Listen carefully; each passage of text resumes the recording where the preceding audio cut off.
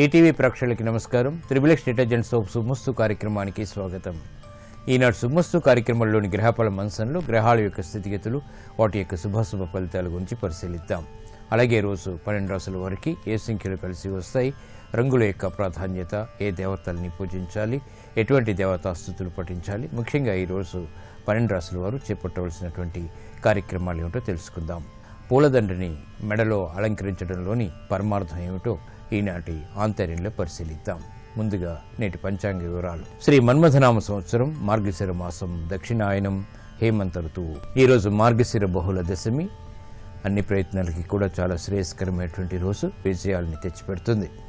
ఇక ఈరోజు వారం హిందూ వారం లేదా సోమవారం. ఈరోజు చేపట్టేటువంటి ఆధ్యాత్మిక కార్యక్రమాలు, పుణ్య కార్యక్రమాలు, ఏకాదశ పూర్వక రుద్రాభిషేకం, చంద్రజపం, ముత్యాలు ధరించడం, ఇటువంటి కార్యక్రమాలన్నీ కూడా చంద్రుడి ద్వారా ఏర్పడేటువంటి రుగ్మతల్ని పోగొడతాయి.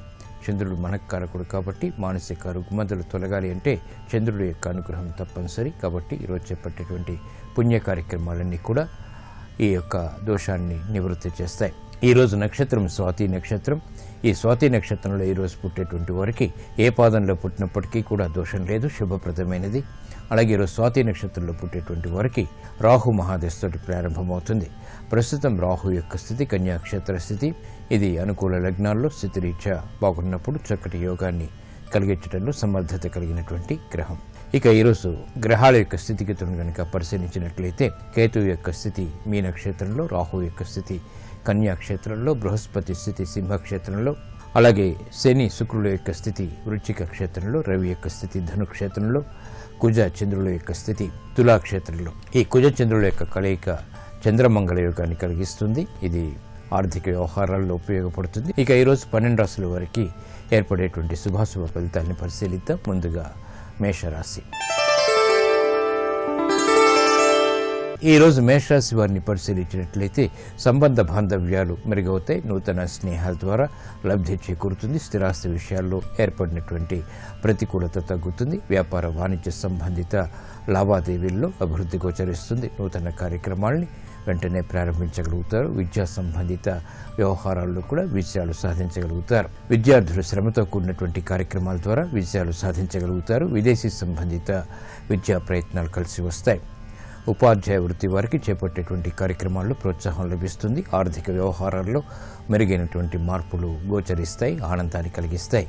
మహిళలు శుభవార్తలు వింటారు. పిల్లల అభివృద్ధి ఆనందాన్ని కలిగిస్తుంది. గృహ సంబంధిత కార్యక్రమాల్లో పేరు ప్రఖ్యాతులు ఇనుమడింపు చేసేటువంటి కార్యక్రమ నిర్వహణ, తద్వారా విజయాలు సాధించగలుగుతారు. పారిశ్రామిక రంగం వారికి అభివృద్ధి గోచరిస్తుంది. చేపట్టేటువంటి కార్యక్రమాలపై పట్టు బిగించగలుగుతారు. ఈ రోజు మీ అదృష్ట సంఖ్య 5. ఆకుపచ్చ వర్ణం రక్షణకి దోహదపడుతుంది, ఆహ్లాద పరిస్థితుల్ని కలిగిస్తుంది. అనుకూల దైవం శ్రీ వెంకటేశ్వర స్వామి. ఈ రోజు ఈ రాశి వారు శ్రీ వెంకటేశ్వర స్వామిని దర్శించి భక్తి శ్రద్ధలతో తెల్లటి పుష్పాలతో కూడినటువంటి పూజాది కార్యక్రమాలు, ఆవు పాలతో కూడినటువంటి అభిషేకాది కార్యక్రమాలు నిర్వహించడం ద్వారా అష్టమ శని ద్వారా ఏర్పడేటువంటి ప్రతికూల పరిస్థితులు మటుమాయమవుతాయి. వాహన కొనుగోలు వంటివి ఈ రోజు మీకు అనుకూలం.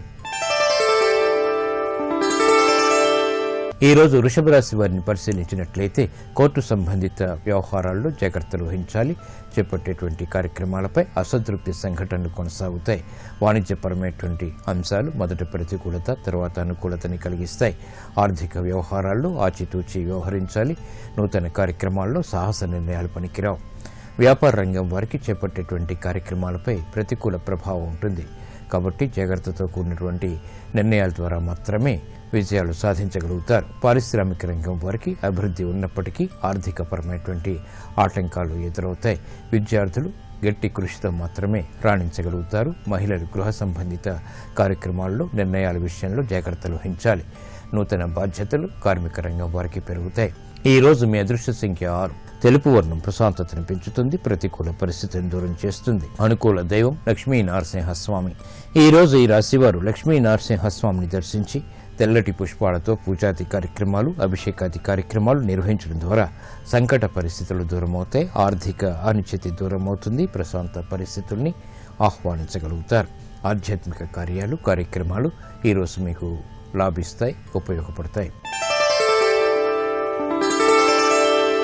ఈ రోజు మిథున రాశి వారిని పరిశీలించినట్లయితే కోర్టు సంబంధిత వ్యవహారాల్లో జాగ్రత్తలు వహించాలి. వ్యవహారాల్లో ఏర్పడినటువంటి చుక్కెదురు పరిస్థితుల్ని వేగవంతంగా ఎదుర్కోలేకపోతారు. గృహ విషయాల్లో ఏర్పడినటువంటి ప్రతికూలత ప్రబలమవుతుంది. ఆర్థిక వ్యవహారాల్లో అవమానకర సంఘటనలు కొనసాగుతాయి. నూతన బాధ్యతలు వృత్తిపరంగా పెరుగుతాయి.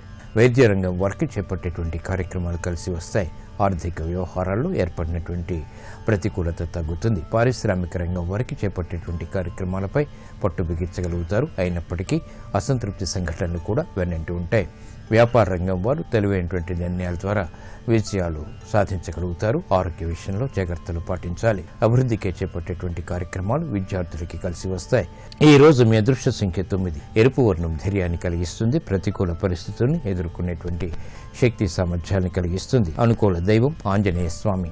ఈ రోజు ఈ రాశి వారు ఆంజనేయ స్వామిని దర్శించి భక్తి శ్రద్ధలతో ఎర్రటి పుష్పాలతో తమలపాకులతో కూడినటువంటి పూజాది కార్యక్రమాలు నిర్వహించడం ద్వారా ప్రశాంత పరిస్థితుల్ని ఆహ్వానించగలుగుతారు. గ్రహ అతి ప్రతికూలత దూరమవుతుంది. ఆర్థిక వ్యవహారాల్లో ఏర్పడినటువంటి అవమానకర సంఘటనలు దూరమవుతాయి. దూర ప్రయాణాలు ఈరోజు మీకు అనుకూలం. ఆశించినటువంటి ప్రయోజనాన్ని కలిగిస్తాయి. ఈ రోజు కర్కాటక రాశి వారిని పరిశీలించినట్లయితే వాహన సౌఖ్యం ఏర్పడుతుంది. చేపట్టేటువంటి కార్యక్రమాల్లో ప్రోత్సాహాన్ని పొందగలుగుతారు. నూతన కార్యక్రమాన్ని గృహరీత్యా చేపట్టగలుగుతారు. మాతృ సంబంధిత వ్యవహారాల్లో విజయాలు సాధించగలుగుతారు. పిల్లల విషయంలో ఏర్పడినటువంటి ప్రతికూలత తగ్గుతుంది. వ్యాపార వ్యవహారాల్లో ప్రతిబంధకాలు తొలగిపోతాయి. వ్యాపార రంగం వారికి చేపట్టేటువంటి కార్యక్రమాలు ప్రోత్సాహాన్ని కలిగిస్తాయి. ఆర్థిక సహాయ సహకారాలకే చేపట్టేటువంటి ప్రయత్నాలు పనికి వస్తాయి. లాభాన్ని చేకూరుస్తాయి. పారిశ్రామిక రంగం వారికి చేపట్టేటువంటి కార్యక్రమాల్లో ఆశించినటువంటి ప్రయోజనాలు పొందగలుగుతారు. నూతన ఉత్సాహం పెరుగుతుంది. వ్యవసాయ రంగం వారికి ఆర్థిక ఫలం చేకూరుతుంది. నూతన ప్రక్రియలు వృత్తిపరంగా ఫలిస్తాయి. ఆనందాన్ని కలిగిస్తాయి. విద్యార్థులు శుభవార్తలు వింటారు. విదేశీ వ్యవహారాలు విదేశీ ప్రయాణాలపై చేసేటువంటి ప్రయత్నాల్లో ఆసక్తికరమైన అనుకూల మార్పులు చేకూరుతాయి. ఈ రోజు మీ అదృష్ట సంఖ్య 2. తెలుపు వర్ణం ప్రశాంతతను పెంచుతుంది. ప్రతికూల పరిస్థితులను దూరం చేస్తుంది. అనుకూల దైవం శ్రీ మహాలక్ష్మి. ఈ రోజు ఈ రాశివారు శ్రీ మహాలక్ష్మి అమ్మవారిని దర్శించి భక్తి శ్రద్ధలతో శ్రీ సూక్త విధానంతో తులసి దళాలతో బిల్వ దళాలతో చేపట్టేటువంటి పూజాది కార్యక్రమాలు ఆర్థిక అభివృద్ధిని వేగవంతంగా కలిగిస్తుంది. మానసిక ప్రశాంతతను పెంచుతుంది. వ్యాపార లావాదేవీలు సంభాషణలు ప్రక్రియలు ఈరోజు మీకు లాభిస్తాయి. ఈ రోజు సింహరాశి వారిని పరిశీలించినట్లయితే సంఘంలో గౌరవ మర్యాదల్ని పెంపొందింప చేసుకోగలుగుతారు. మానసిక ధైర్యం పెరుగుతుంది. ఆర్థిక అనిశ్చితి ఉన్నప్పటికీ కార్యక్రమాల్లో విజయాలు సాధించగలుగుతారు. నూతన కార్యక్రమాలు గృహరీత్యా చేపట్టగలుగుతారు. కుటుంబ సఖ్యత పెరుగుతుంది. ఆరోగ్య విషయంలో ప్రతికూలత తగ్గుతుంది. ఆర్థిక రంగం వారికి చేపట్టేటువంటి కార్యక్రమాల్లో ప్రతికూల పరిస్థితులను ఎదుర్కొనేటువంటి శక్తి సామర్థ్యాలు లభిస్తాయి. పారిశ్రామిక రంగం వారు నూతన ప్రణాళికలు అమలు చేయగలుగుతారు. వ్యాపార రంగం వారికి అనుకూల పరిస్థితులు ధైర్య సాహసాలతో కూడినటువంటి నిర్ణయాల ద్వారా లభిస్తాయి. ఉద్యోగస్తులకి చేపట్టేటువంటి కార్యక్రమాలు ప్రోత్సాహం లభిస్తుంది. ప్రాధాన్యత పెరుగుతుంది. ప్రతిభ కూడా పెరుగుతుంది. ఈ రోజు మీ అదృష్ట సంఖ్య 9. ఎరుపు వర్ణం ధైర్యాన్ని కలిగిస్తుంది. ప్రతికూల పరిస్థితిని దూరం చేస్తుంది. అనుకూల దైవం ఈశ్వరుడు. ఈ రోజు ఈ రాశివారు శివాలయాన్ని దర్శించి ఈశ్వరుడికి అభిషేకాది కార్యక్రమాలు భక్తి శ్రద్ధలతో నిర్వహించడం ద్వారా గ్రహ అతి ప్రతికూలతని దూరం చేసుకోగలుగుతారు. జన్మ బృహస్పతి ద్వారా ఏర్పడేటువంటి మానసిక రుగ్మతలు దూరమవుతాయి. ప్రశాంత పరిస్థితుల్ని ఆహ్వానించగలుగుతారు. నూతన వ్యాపార ఒప్పందాలు ఈరోజు మీకు అనుకూలం. ఈ రోజు కన్యారాశి వారిని పరిశీలించినట్లయితే రాజకీయ వ్యవహారాల్లో నెగ్గుకు రాగలుగుతారు. చేపట్టేటువంటి కార్యక్రమాలపై శ్రద్ధ పెరుగుతుంది. మానసిక వేదనలు తగ్గుతాయి. శారీరక రుగ్మతలు తగ్గుతాయి. వృత్తి వ్యాపార ఉద్యోగ సంబంధిత కార్యక్రమాల్లో ఆశించినటువంటి ప్రయోజనాలు పొందగలుగుతారు. ప్రాధాన్యత పెరుగుతుంది. కుటుంబ వ్యవహారాల్లో ఏర్పడినటువంటి ప్రతికూలత తగ్గుతుంది. ఆరోగ్య విషయంలో కూడా ప్రతికూలత తగ్గుతుంది. వైద్య రంగం వారికి చేపట్టేటువంటి కార్యక్రమాలు కలిసి వస్తాయి. నూతన వస్తు కొనుగోలు వంటివి ఆనందాన్ని కలిగిస్తాయి. పారిశ్రామిక రంగం వారికి ఆచితూచి తీసుకున్నటువంటి నిర్ణయాల ద్వారా అభివృద్ధి ఏర్పడుతుంది. ఆశించినటువంటి ప్రయోజనాలు దక్కుతాయి. వ్యాపార రంగం వారికి ఆశించినటువంటి కార్యక్రమాలను అవలీలగా పూర్తి చేయగలుగుతారు.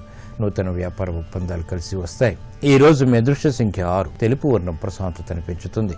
ప్రతికూల పరిస్థితిని దూరం చేస్తుంది. అనుకూల దైవం మహాగణపతి. ఈ రోజు ఈ రాశివారు మహాగణపతిని దర్శించి గరికతో కూడినటువంటి పూజాది కార్యక్రమాలు నిర్వహించడం ద్వారా, గణపతి ఉపనిషత్తు పఠించడం ద్వారా లేదా గణపతి అష్టోత్తరాన్ని పఠించడం ద్వారా విఘ్నాలు దూరమవుతాయి. ప్రశాంత పరిస్థితుల్ని ఆహ్వానించగలుగుతారు. కోర్టు సంబంధిత వ్యవహారాలు, ప్రక్రియలు, సంభాషణలు ఈ రోజు మీకు ఊరట కలిగిస్తాయి.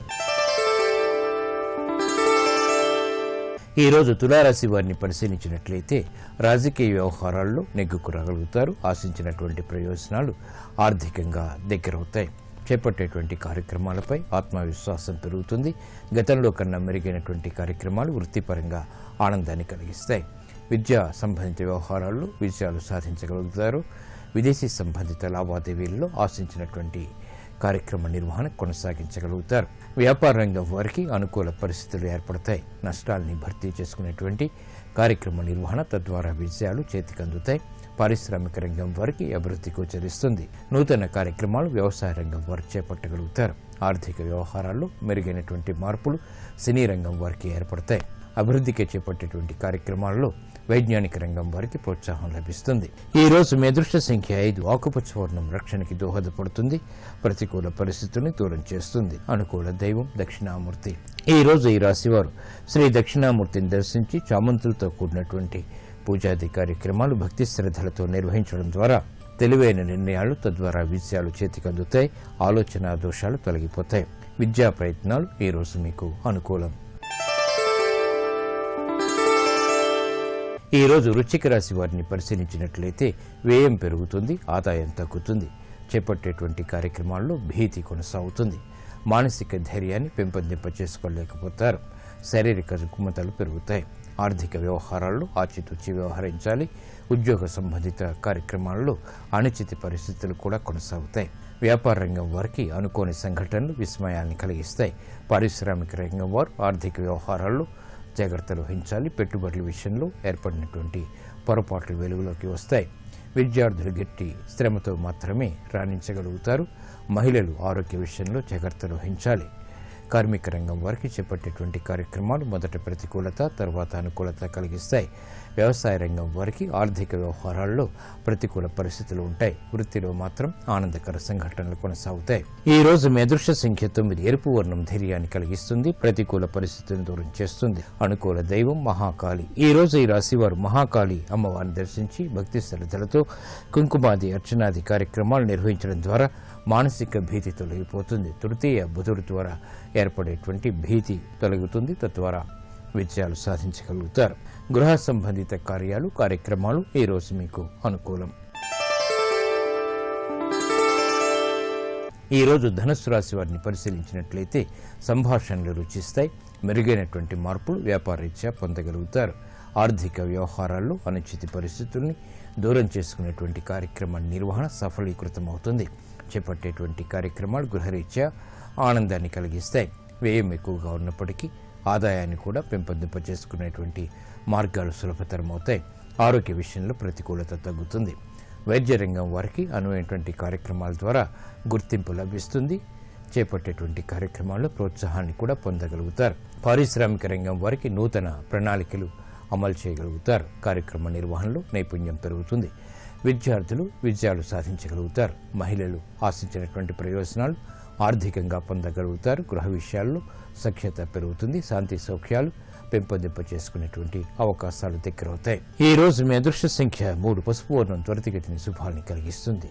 ప్రతికూల పరిస్థితిని దూరం చేస్తుంది. అనుకూల దైవం ఆంజనేయ స్వామి.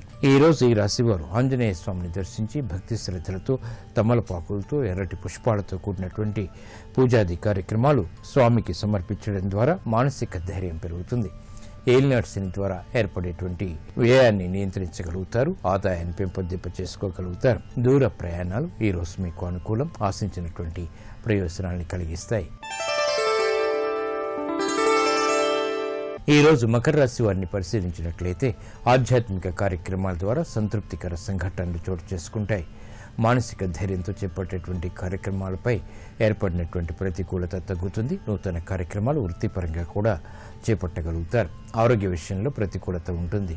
నూతన కార్యక్రమాలు గృహరీత్యా చేపట్టినప్పటికీ ఆలస్యంతో కూడినటువంటి విజయాలు సాధించగలుగుతారు. ఆర్థిక వ్యవహారాల్లో ఆచితూచి నిర్ణయాలు తీసుకోవాలి. అవమానకర సంఘటనల్ని నెట్టుకురాగలుగుతారు.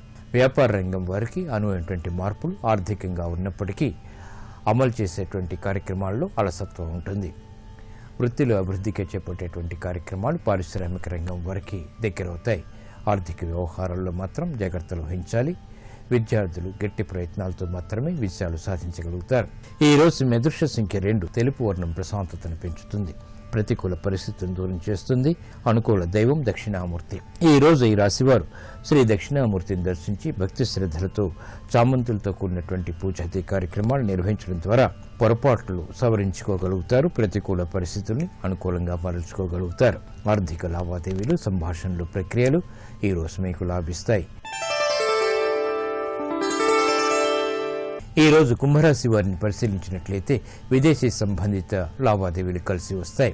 అదృష్ట సంఘటన గృహరీత్యా ఆహ్వానించగలుగుతారు. సంబంధ బాంధవ్యాలు వ్యాపారపరంగా పెరుగుతాయి.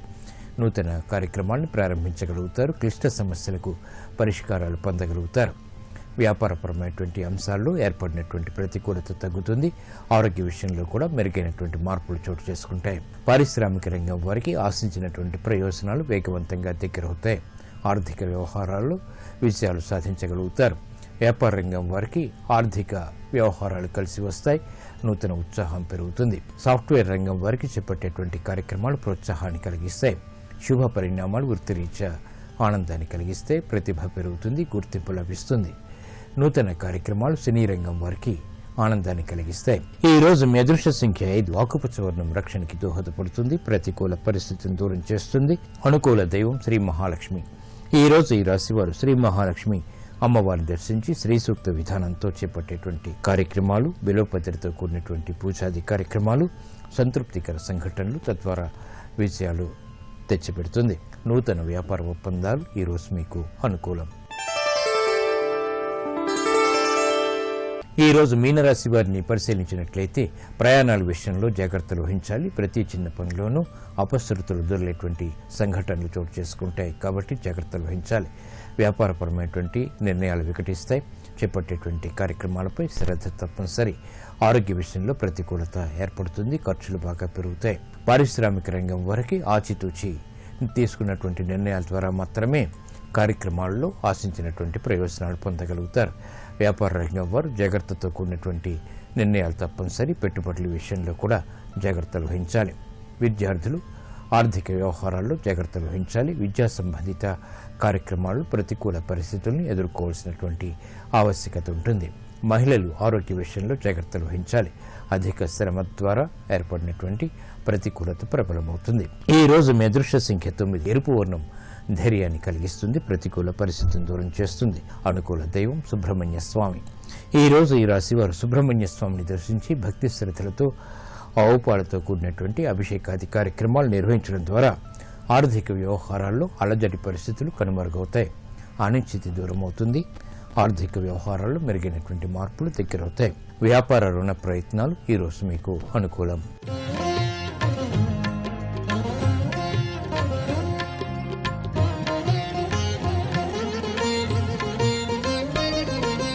ఆధ్యాత్మిక కార్యక్రమాల్లో, శుభ కార్యక్రమాల్లో మెడలో పూలదండల్ని అలంకరిస్తుంటారు. ఈ మెడలో పూలదండల్ని అలంకరించడంలోని పరమార్థం ఏమిటో నేటి ఆంతర్యంలో పరిశీలిద్దాం. ధనుర్మాసంలో గోదాదేవి తాను ధరించినటువంటి పూలదండను రంగనాథునికి సమర్పించింది. ఆముక్త మాల్యతగా ఆండాల్ ఆవిష్కారమైంది. సాధారణంగా స్వామికి అలంకరించినటువంటి పూలదండను భక్తులు ధరించడం సంప్రదాయం. అయితే గోదమ్మ దీనికి భిన్నంగా తాను ధరించినటువంటి దండనే స్వామికి అలంకరించుకుంది. అయితే విష్ణువుకి అలంకరించినటువంటి పూలదండను మనం స్వీకరించడంలో, ధరించడంలో పరమార్థం ఉంది. మనిషి ఆత్మస్వరూపం నుదుటి భాగంలో 2 కళ్ల మధ్య ఆవిష్కారమవుతుంది. అక్కడి నుండి ఆలోచనలు జనితమై మెడభాగం గుండా ప్రయాణించి చివరికి హృదయంలో స్థిరత్వ స్థితికి చేరుకుంటాయి. అవి భక్తి సంబంధిత ఆలోచనలైతే ఆత్మముక్తిని అందుకుంటుంది. కీలక భాగమైనటువంటి మెడభాగంలో ఆత్మ సన్మార్గంలో ప్రయాణించేలా చూడమని దైవం గలసీమలో అలంకరించినటువంటి పూలదండను భక్తులు తమ మెడలో ధరించి తరిస్తారు. ఇలా ధరించినటువంటి పూలదండ మంచి ఆలోచనను కలిగిస్తుంది. తద్వారా విజయాలు దగ్గరవుతాయి. ఆశించినటువంటి ప్రయోజనాలను పొందగలుగుతారు.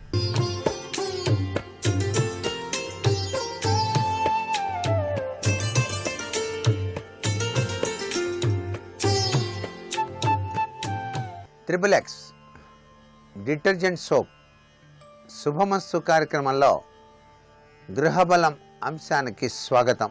సాంప్రదాయ వాస్తు యొక్క ప్రభావం ప్రతి వ్యక్తి జీవితంలోనూ అత్యున్నతమైనటువంటి అదృష్టాన్ని ప్రసాదిస్తుంది. ఈ వాస్తు శాస్త్రం అనేటువంటిది బహు పురాతనమైనది, చాలా చక్కటి యోగవంతమైన ప్రభావాన్ని కలిగింపచేస్తుంది. వాస్తుగా నిర్మితమైనటువంటి గృహంలో నివసించేటువంటి కుటుంబ సభ్యులందరూ కూడాను సర్వ సుఖాలను అనుభవిస్తూ వంశాభివృద్ధిని చేసుకుంటున్నారు. శంకుతో శంకుస్థాపన చేసినటువంటి ఏ గృహానికైనా ఆయుష్ 120 సంవత్సరాలు ఉంటుంది సుమా అని చెప్పేసి కూడా వాస్తుశాస్త్రం తెలియజేస్తోంది. శంకుస్థాపన అనేది మంచి ముహూర్తం చూసుకొని ప్రారంభించాలి. దీనిపైనే ఆ గృహం యొక్క అదృష్టాలు ఆధారపడి ఉంటాయి. అంతేకాక వాస్తు పద్ధతుల్ని కూడా అనుసరించాల్సి ఉంటుంది. గృహ నిర్మాణానికి ముందు స్థల ఎంపిక చాలా ప్రధానం.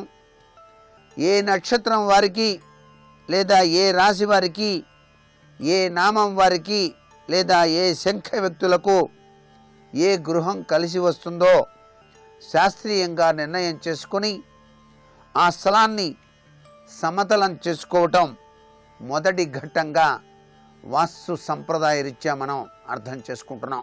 పురాతన పద్ధతి ప్రకారంగా ఆ స్థలంలో కనీసం 4 నుంచి 6 అడుగుల లోతులో పాత మట్టిని త్రవ్వి తీసేసి శుద్ధమైన స్వచ్ఛమైన మంచి మట్టిని నింపి కనీసం 10 రోజులు నీటితో తడుపుతూ దిమ్మెస చేయించి అప్పుడు ఈశాన్యంలో శంకుస్థాపన చేయించి గృహ నిర్మాణం చేయటం మంచిది సుమా అని చెప్పేసి శాస్త్రం.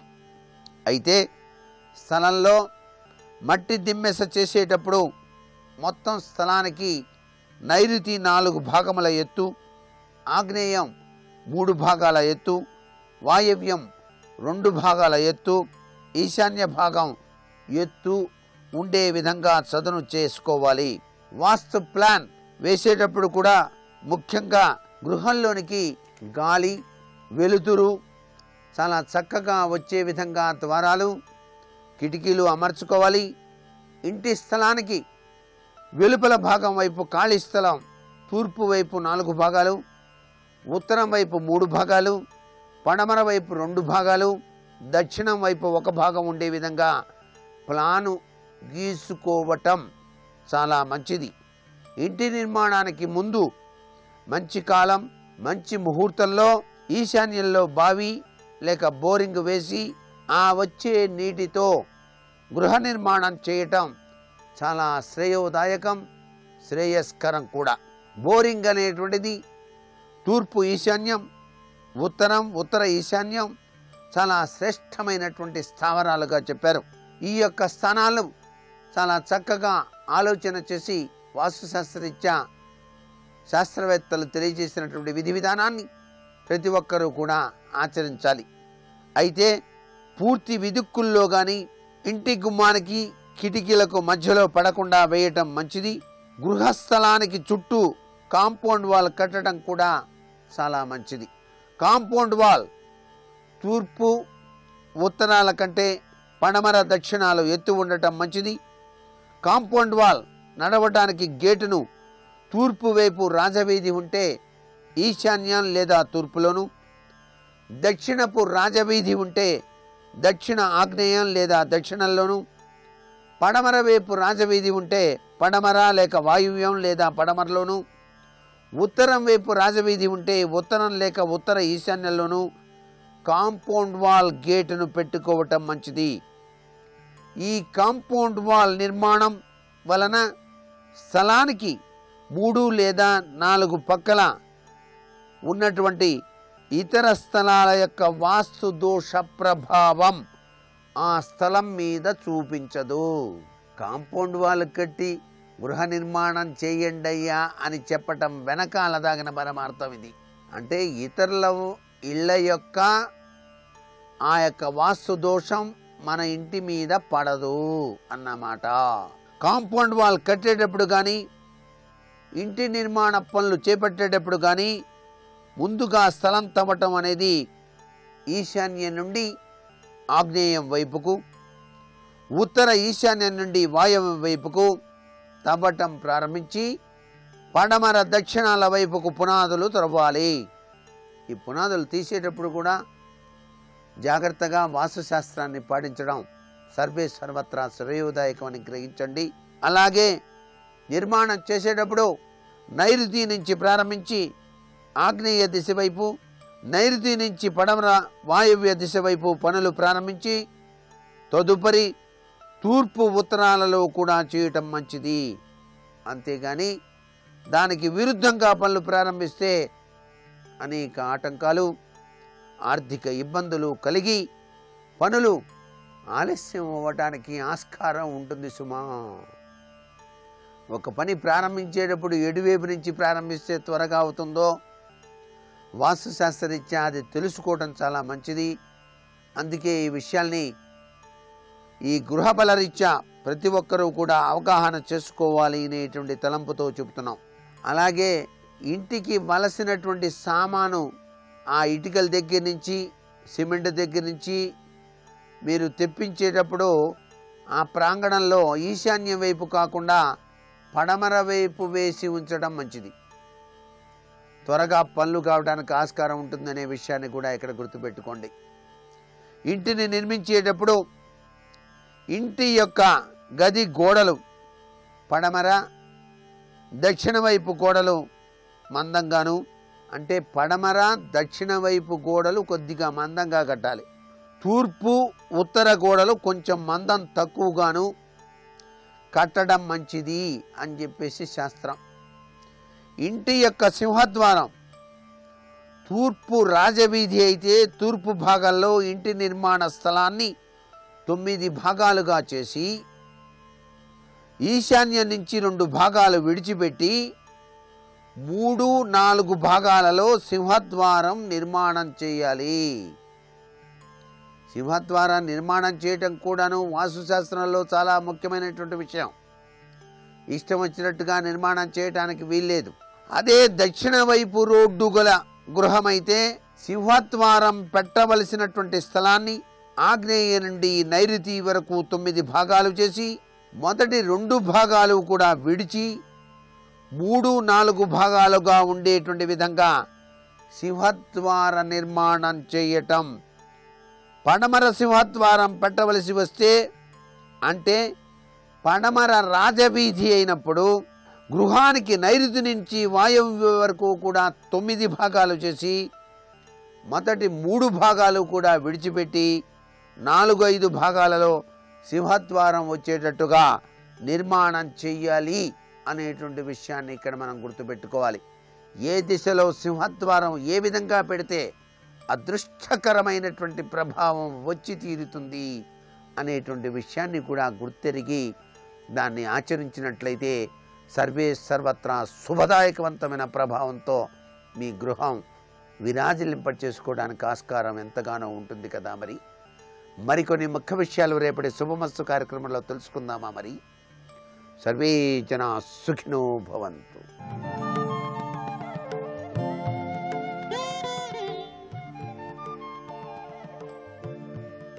సుబ్రహ్మణ్యం సుబ్రహ్మణ్యం హర హర శివ శివ సుబ్రహ్మణ్యం సుబ్రహ్మణ్యం సుబ్రహ్మణ్యం శివ శివ హర హర సుబ్రహ్మణ్యం సుబ్రహ్మణ్యం సుబ్రహ్మణ్యం హర హర శివ శివ సుబ్రహ్మణ్యం సుబ్రహ్మణ్యం సుబ్రహ్మణ్యం శివ శివ హర హర సుబ్రహ్మణ్యం. శాంతికి కర్తవ్యతానిష్ట కారణమై ఉండకపోతే, అలా మనుష్యుడు ధర్మాన్ని పాటించకపోతే అసలు శాంతి అన్న మాట దేని వలన సంభవము కాదు. ప్రతి చిన్న విషయానికి కదిలిపోతాడు. ఉత్తినే కారణం చెప్తాడు. ఇది కారణం, నాకు శాంతి లేదంటాడు. వాడికి అది కాకపోతే ఇంకోటి. ఎందుకంటే అది వాడి శీలంలో ఉన్నటువంటి దోషం. అసలు వాడికి శాంతిగా ఉండడానికి మార్గం తెలియదు. మార్గం తెలిసి ఉంటే వాడికి ఆ బాధ లేదు. దూర్జుడు ఒక మాట అన్నాడు, నిన్ను సేవింపగ నాపదల్పడమని నిత్యోత్సవం బబ్బని జనమాతృండనని సంసార మోహంబు పైగొనని జ్ఞానము గల్గని గ్రహగతులు కుందింపని మేలు వచ్చిన రాని అవి నాకు భూషణములే శ్రీకాళహస్తీశ్వర అన్నాడు. నిన్ను సేవిస్తున్నప్పుడు నన్ను పొగడని, ద్వేషించని, గ్రహముల యొక్క కదలికల చేత నన్ను నొక్కిని, ఏమైపోని, అవన్నీ నువ్వు నాకు ఇచ్చిన భూషణాలు. ఇప్పుడు ఏం చేస్తావు? వాడు కదలడు, ప్రశాంతంగా ఉంటాడు లోపల. మీరు ఎదర చూద్దురు కానీ సుబ్రహ్మణ్యోత్పత్తి ఎన్ని మలుపులు తిరిగిందో చూద్దురు కానీ. ఇప్పుడు వజ్రాంగుడు ఆలోచించాడు, నాకేమి సంబంధం, ఇంత సేవించిన భార్యని నీకేం కావాలని అడిగాను. లోకకంటకుడైన కుమారుడు కావాలని అడిగింది. ఆమె కోరిక తీర్చడం నాకు అర్థం. ఆ కోరిక తీర్చినప్పుడు అలా కాదని ఆమె తెలుసుకుని ఉండాలి ఈ పాటికి. ఎందుకని? నా యొక్క జీవన విధానాన్ని చూసింది కాబట్టి. చూసి కూడా అలా అడిగిందంటే నేను చెప్తే విందవు. ఏమిటి ప్రయోజనం? నేను అశాంతి పొందితే తప్పకుండా వెళ్ళి తపస్సు చేశాడు. చతుర్ముఖ బ్రహ్మగారి గురించి తపస్సు చేస్తే మళ్ళీ ఆ బ్రహ్మగారే ప్రత్యక్షమయ్యారు. అది ఇది బాహ్యంలో కథగా విన్నామనుకోండి, మన జీవితానికి ఎందుకు పనికొస్తుంది అంటే చెప్పడం కష్టం. అది జీవితానికి అన్వయం చేసుకున్న నాడు శాంతికారకం ఎక్కడుంటుందో అర్థం. ఆయన అన్నాడు, ఏం కావాలన్నాడు. ఏం కావాలని ఆయన ఎందుకు అడుగుతాడంటే, తెలియని వాడై కాదు, ఆయనకే తెలియదు అనుకోండి. తపస్సు చేసిన వాడు ఎందుకు తపస్సు చేశాడో తెలియక ఆయన అడిగితే ఇక పరమేశ్వరుడికి సర్వజ్ఞత్వం అన్న మాట ఎలా అన్వయం అవుతుందండి? కాదు. అలా ఎందుకు అడుగుతాడంటే, అవతలవాడు అడిగితే తప్ప ఇవ్వకూడదు. అదొక లక్షణం ఉంటుంది లోకంలో. ప్రతివాణ్ణి పిలిచి అన్నీ ఇచ్చేయకూడదు. కొన్ని అవతలవాడు కోరితేనే ఇవ్వాలి. అప్పుడే దానికి ఒక గౌరవం ఉంటుంది, దానికి ఒక మర్యాద ఉంటుంది. తప్ప నీ దగ్గర ఉంది అని పట్టుకెళ్ళి వాడి చేతిలో పెట్టావనుకో, వాడు వెంటనే నీ అశాంతికి కారణం అవుతాడు. అలా అడగడమైనా వచ్చింది ఆ సంస్కార బలంతో చూస్తాడు బ్రహ్మగారు. అందుకు అడుగుతాడు ఏం కావాలని. కర్తవ్యతానిష్టతో ఆ అడిగేటప్పుడు బెంగ పెట్టేసుకుని వేళ్ళు విరిచేసుకుంటూ, అయ్యో ఇంతకుముందు మిమ్మల్ని శాంతి అడిగానండి, ఉన్నానండి, నా కర్మ అండి, మీరు ఆవిడ్ని ఇచ్చారండి, పైకి బాగుందండి, ఇలా అడిగిందండి, ఎందుకు ఇచ్చారండి మీరు నాకు, ఇవేం అనలేదు అంటే కర్తవ్యతానిష్ట ఎందు నిలబడ్డా లేదా? ఇప్పుడు నా భార్య కోరింది, భర్తగా నా కర్తవ్యం. లోకకంటకుడు, విష్ణువుకి ఖేదకారకుడు, ఆయనని మించినటువంటి బలశాలి లేనివాడు ఒక కుమారుడు కావాలి వరాంగికి. అటువంటి కుమారుణ్ణి అనుగ్రహించమన్నాడు. ఎవరి కర్తవ్యం వాళ్ళది. అయ్యి బాబోయ్, అలాంటి వాడిని ఇస్తే లోకాలు మళ్ళీ పాడైపోవు అని బ్రహ్మగారు అనకూడదు. ఆయన తపస్సు చేశాడు, వరం ఇవ్వాలి. ఎవరి కర్తవ్యం వారిది. కర్తవ్యతానిష్టతో కూర్చున్నవాడికి అసలు అశాంతి అన్న మాట దగ్గరికి చేరదు. ఆయన అన్నాడు తథాస్తు. పుట్టుకొచ్చాడు కొడుకు. వాడు పుట్టగానే ఎన్ని దుర్నిమిత్తములు కనపడాలో అన్నీ కనపడ్డాయి. మనకి కావ్యాల్లో, పురాణాల్లో ఈ దుర్నిమిత్తాల్ని వర్ణిస్తారు. యుద్ధాలకు బయలుదేరినప్పుడు, పిల్లలు పుట్టినప్పుడు మనం దాన్ని గబగబా తిప్పేసి చదువుతాం. కానీ యథార్థంగా అవి చాలా సారభూతములై ఉంటాయి. అవి శకున శాస్త్రానికి సంబంధించినటువంటి విశేషాలు. ఏదో అనేకమైనటువంటి శకునములు కనపడ్డాయి. యజ్ఞయాగాది క్రతువులు చేస్తున్నప్పుడు అగ్నిశిఖ పైకి లేచిందనుకోండి, ప్రదక్షిణ పురస్సరంగా తిరుగుతోందనుకోండి అగ్నిశిఖ, ఎవరో యజ్ఞశాలలోకి మహాత్ములు వచ్చారని గుర్తు. మహాత్ములు వస్తే అగ్ని పైకి లేచి తిరుగుతుంది. వామనమూర్తి ఘట్టంలో వామనమూర్తి లోపలికి వచ్చినప్పుడు సుహృతంబులయ్య శిఖులున్ కళ్యాణమిక్క అలమున్నంటాడు బలిచక్రవర్తి. అగ్ని పైకి లేస్తుంది. అగ్ని లోకకంటకుడైనటువంటి వాడు పుడితే ధూమం చేత కప్పబడి అణిగిపోతుంది. ఆవుల యొక్క కన్నుల వెంట నిష్కారణంగా నీరు కారిపోతుంది. నక్కలు నోరు తెరిచి నిష్కారణంగా ఏడిస్తే అగ్నిహోత్రం వాటి నోట్లలోంచి బయటికి వస్తుంది. భయంకరమైనటువంటి దుశ్శకున స్వరూపమైన పక్షులు భూమికి దగ్గరగా వచ్చి పెద్దగా అరుస్తూ తిరుగుతాయి. రాబందులు, గ్రద్దలు వంటివి. దిక్కులన్నీ కూడా అకస్మాత్తుగా చీకట్లు కమ్మి ధూళి పైకి ఎగురుతుంది. కంటికి సరిగా ఎదురుగుండా ఉన్న వస్తువు కనపడదు. ఇటువంటి దుర్నిమిత్తములు ఎన్ని కనపడాలో అన్ని కనపడ్డాయి. ఇది తపఫలమే, మర్చిపోకూడదు. ఇది కూడా తపస్సు యొక్క ఫలితమే. తారకాసుర జననం. కశ్యప ప్రజాపతి బయలుదేరి వచ్చాడు. వీడికి తారకాసురుడని పేరు ఉంచుతున్నాను, తారకుడు అని పిలుస్తున్నాను అన్నాడు. తిరిగి పెద్దవాడయ్యాడు. బ్రహ్మాండమైనటువంటి శరీరం. ఎటువంటి వరం కోరాడో దానికి తగిన శరీరం ఉండదంటే అది పెద్ద ఆశ్చర్యమే ఉంది. మహాబలిష్టమైన శరీరం.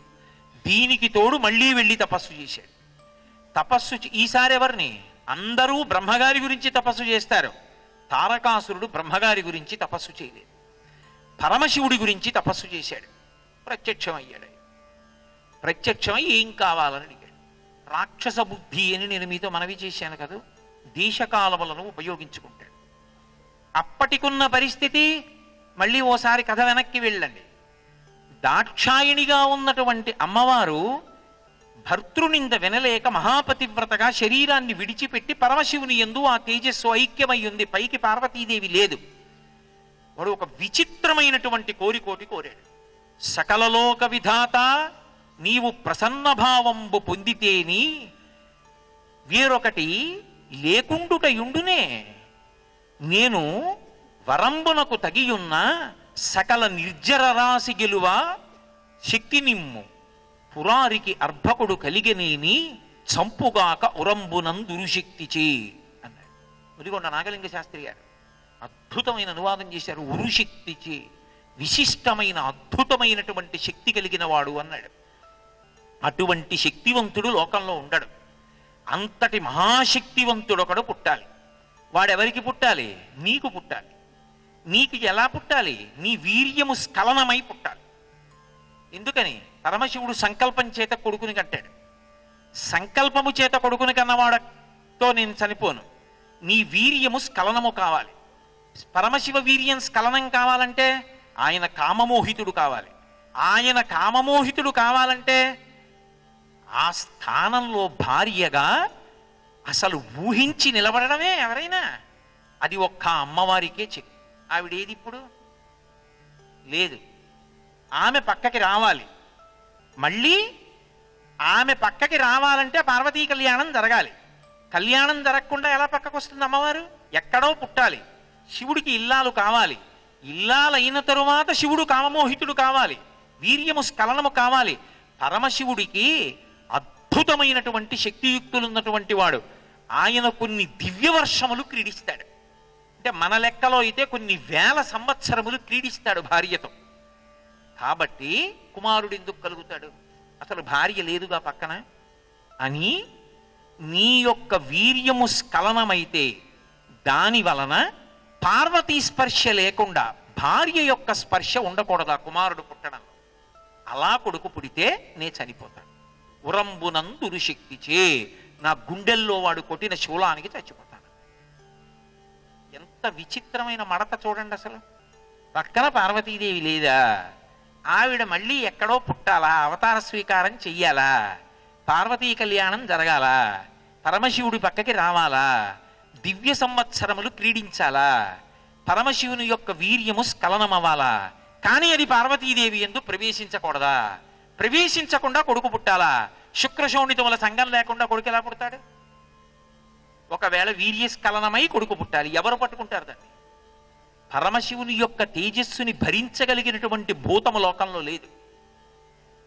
ఎందుచేత అంటే ఆయన తేజస్సు అటువంటిది. ఆయన విరాట్ స్వరూపం అటువంటిది.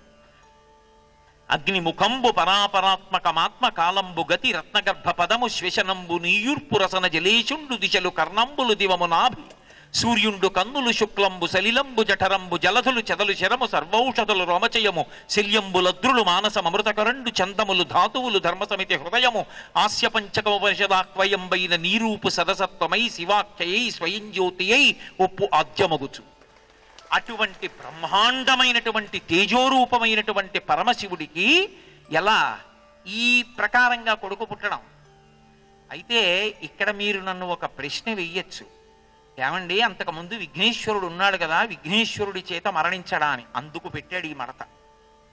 విఘ్నేశ్వరుని యొక్క ఉత్పత్తి గురించి 3 రకాలైనటువంటి విశేషాలు చెప్తారు లోకంలో. పార్వతీ పరమేశ్వరులు ఇద్దరూ కైలాస పర్వతంలో ఉన్నటువంటి చిత్రశాల యందు కూర్చున్నారు. అంటే అనేకమైనటువంటి మూర్తులు పెట్టి ఉంటాయి, తైలవర్ణ చిత్రాలు. కూర్చుని ఇద్దరు సంతోషంగా అలా చూస్తున్నప్పుడు ఇద్దరు ఒకేసారి ప్రణవం వంక చూశారు. చూసి ఆ చూడటంలో అనురాగభరితంగా చూశారు. ప్రణవంలోంచి, ఆ చిత్తరువులోంచి ఒక పిల్లవాడు జాడాడు. అందుకే ప్రణవస్వరూప వక్రతుండం. ప్రణవమే విఘ్నేశ్వర స్వరూపంతో కిందకి జారింది. పార్వతీదేవి యొక్క స్పర్శ ఉంది విఘ్నేశ్వరోత్పత్తిలో. ఇద్దరు కలిసి చూశారు. ఇంకొకసారి అవతార స్వీకారం చేశాడు. చేసినప్పుడు ఆమె తన ఒంటికి ఉన్న పసుపునంతటినీ నలిచి ముద్ద చేసింది. పార్వతీ స్పర్శ ఉంది. 3వసారి ఇంకొకసారి ఆయన అవతార స్వీకారం చేశాడు. ఎప్పుడు? లలితా సహస్రనామ స్తోత్రంలో ఉంటుంది. కామేశ్వర ముఖాలోక కల్పిత శ్రీ గణేశ్వర మహాగణేశ నిర్భిన్న విఘ్నయంత్ర ప్రహర్షిత. ఆ భండాసురుడు ఆ గణేశ యంత్రాన్ని తీసుకొచ్చి అమ్మవారి సైన్యంలో పడేశాడు.